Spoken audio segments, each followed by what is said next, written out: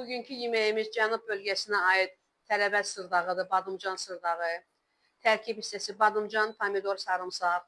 Tam yaya özəl bir yeməkdir, tərkibində sarımsaq olduğuna görə. Yay mövsümü bilirsiniz ki, bakteriyaların yayıldığı dövrdür. Bu xörəklə də qarşısını az da olsa ala bilərik. Həm də ət yeməyən, toyuq yeməyənlər üçün, vegetarianlar üçün çox gözəl bir yeməkdir. Hamıya nuş olsun. Yıx.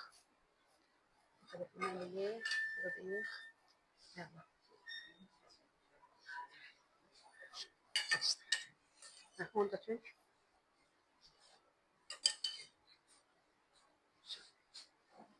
Yox, qazan.